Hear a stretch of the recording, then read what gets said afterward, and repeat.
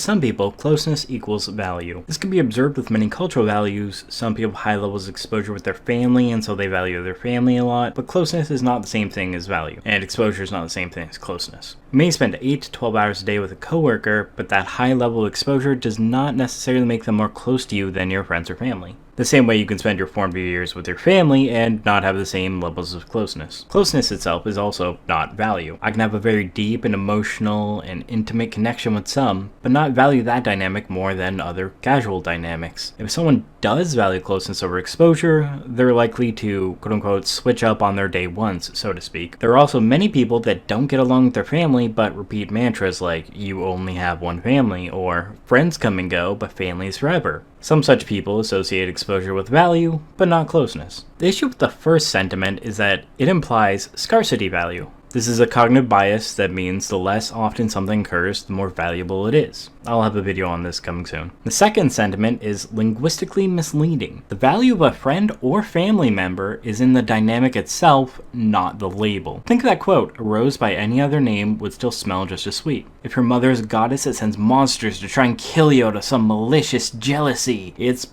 probably not a good dynamic, regardless of if she's your mother or not. Different people value things differently, largely depending on their own circumstances and other related values. You are not wrong for being close to your family. You're not wrong for valuing closeness. You're not wrong for valuing exposure. You're not wrong for having different levels of closeness to different levels of exposure with different dynamics.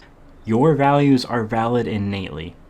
I simply mean to express that such values are cultural and don't necessarily translate over, and the way that I value my dynamics is often very different. Because ultimately, I don't value much. When I'm single, I'm happy or satisfied. When I'm cranky, I'm happy or satisfied. When I'm not socializing, I'm still happy or satisfied. The only states of which I genuinely dislike life and am not happy or satisfied is when I'm hungry or in pain. But even then, there's a degree of pain that I find myself in that's pretty tolerable, and even some ways in which I can be happy or satisfied with pain, like getting a tattoo. Some stupid fucking loser egghead once said, "A man who has no wants is not a man," which aligns perfectly, as I am no man. I am Xenos. I am the guest friend that is a brother, a stranger, and a god in disguise. But jokes aside, this has been a video about what I don't particularly value, but what do I value? Well, I value myself, and I value goodwill. I also value the ability to communicate, to be understood, and to understand. But when that fails, I value the goodwill to work with me to realign, more so, actually, than the realignment itself. That is to say, I have a personal struggle interacting with those I perceive as not willing to try and realign.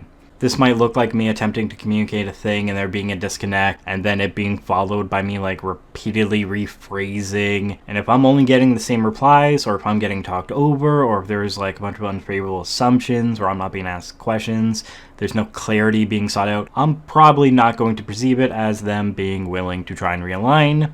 Now, the issue with that is they might be trying to, and they might be trying to in a different way, because not everyone communicates the same way. Some people tell more than ask and expect to see the discrepancy. However, the way in which I am expressing myself might be interpreted in a way that doesn't contradict the other person's understanding, which leads to repetition. I might also be expressing myself, but not all the necessary details, because I'm making some oversight. Now, I know the more effective thing to do is establish our perspectives and clarify and ask, but in that the other person doesn't seem willing to do so, due to, the repetition, talked about, assumptions, tone, etc., whatever the fuck, I may not care to be the more understanding person. This is something that not everyone has seen of me, but the people that do see it tend to see it relatively often because these are the people I tend to have that view of. Ultimately, a little more willingness on my end could potentially resolve a lot of these conversations, and I don't self-blame at all. The other side could just as very easily show goodwill by not being an asshat and talking over or raising their voice or making assumptions or whatever the fuck have you. My concern with my communication and the effective range of people I can communicate with